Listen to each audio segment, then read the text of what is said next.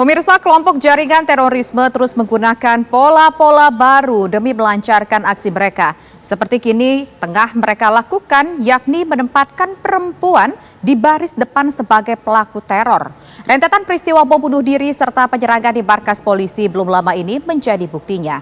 Inilah laporan utama, perempuan target rekrutmen teroris.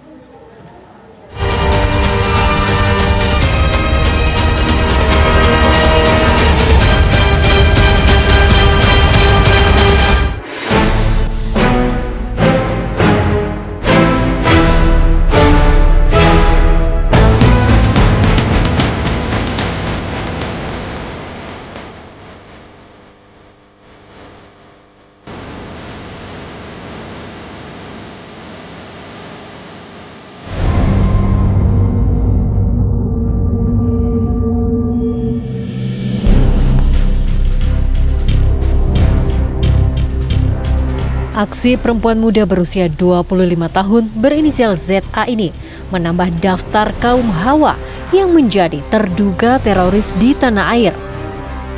Pada 31 Maret lalu, ZA melakukan penyerangan dengan menggunakan senjata api di komplek Markas Besar Polri, Jakarta. Aksi teror itu dilakukannya seorang diri. Ia akhirnya meregang nyawa oleh timah panas polisi. Yang bersangkutan bernama ZA, umur 25 tahun.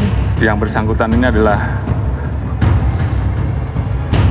tersangka atau pelaku lone wolf yang berideologi radikal ISIS, yang dibuktikan dengan postingan yang bersangkutan di sosial media. Tersangka ini mantan mahasiswa di salah satu kampus dan drop out pada saat di semester 5.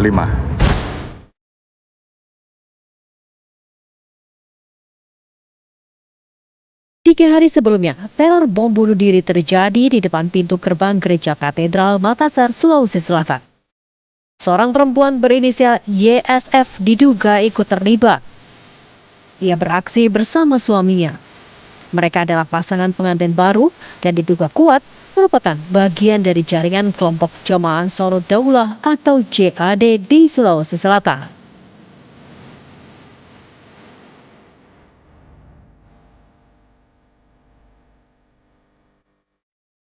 Rentetan bom bunuh diri di Surabaya Mei 2018 silam juga sudah menjadi lonceng bahwa ada peningkatan tren keterlibatan perempuan dalam aksi terorisme di negara kita. Seorang perempuan berinisial P bersama suami dan anak-anak mereka menjadi pelakunya. Ya, dalam kurun waktu 5 tahun ini, ada lonjakan kasus terorisme yang melibatkan sosok perempuan. Kalau kita melihat datanya dari tahun 2000, 2001 begitu ya, jadi setelah bom Bali dan sebagainya, perempuan-perempuan ini justru mengambil peran di belakang layar. Nah, namun kemudian 5-6 tahun terakhir ini terjadi pergeseran peran dari perempuan. Saat ini perempuan justru mengambil peran yang sangat aktif. Mereka menjadi kombatan gitu ya, mereka menjadi martir terdepan yang kemudian berada di garis terdepan dalam aksi terorisme mereka. Ini bisa kita lihat di dua aksi yang terakhir yang terjadi di bulan Maret, di akhir Maret yang lalu, yaitu Gereja Katedral di Makassar dan juga apa yang terjadi di Mabes Polri.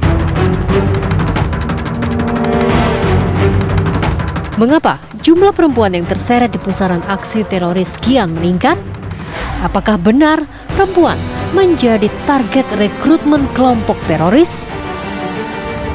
Karena memang saking banyaknya laki-laki yang sudah tertangkap begitu ya, laki-laki dalam jaringan organisasi terorisme itu tertangkap, maka mereka menggunakan perempuan sebagai pejuang jihad mereka. Ada faktor-faktor yang lain, misalnya faktor-faktor eksternal di luar dari perempuan itu sendiri yang kemudian menjadi penyebab mengapa perempuan itu terlibat dalam jaringan terorisme. Kalau misalnya kita bicara tentang ideologi agama, misalnya kita bicara tentang pemahaman radikal dan sebagainya, mungkin itu sudah banyak dibahas. Dulu perempuan itu hanya dijadikan sebagai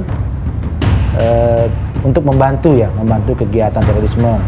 Namun ketika deklarasi ISIS ya di Syria dan Irak, mereka sering menggunakan perempuan ya untuk sebagai tameng ya, kemudian juga sebagai aktor utamanya. Kenapa jaringan terorisme itu menggunakan perempuan? Ya karena perempuan itu kan dianggap sebagai cukup aman lah ya, cukup aman untuk menjadi martir ataupun menjadi ujung tombak penyebaran paham radikal terorisme. Kenapa? Pertama, perempuan tidak mencurigakan. Yang kedua, ya itu seperti laki-laki lah. Artinya ini memudahkan kenapa itu perempuan digunakan sebagai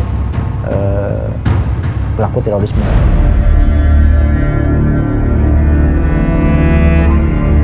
Kian maraknya perempuan masuk dalam jaringan teroris tentu menjadi ancaman yang sudah seharusnya diseriusi pemerintah. Wakil rakyat di Senayan pun meminta pemerintah segera berperan lebih. Pemerintah harus lebih hadir lagi bersama simpul-simpul masyarakat, dalam hal ini tokoh-tokoh, baik itu tokoh agama, baik itu tokoh kultur dan tokoh-tokoh yang lain, yang bisa kemudian bersama-sama dengan pemerintah lebih mewarnai pendidikan keluarga ini lebih diperkuat lagi. Sekali lagi, pemerintah tidak bisa sendiri. Pemerintah harus hadir bersama tokoh masyarakat. Kalau dalam Islam itu kan ada ulama dan umaro kan begitu.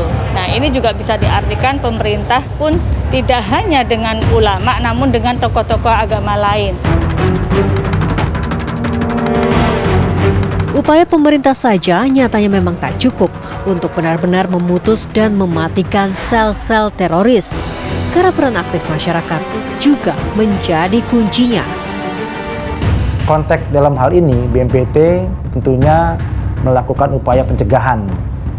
Pencegahan yang pertama adalah kesiapsiagaan nasional. Tentunya dengan melalui pemberdayaan masyarakat, kita menggugah seluruh masyarakat untuk berperan aktif ya terhadap upaya pencegahan ini.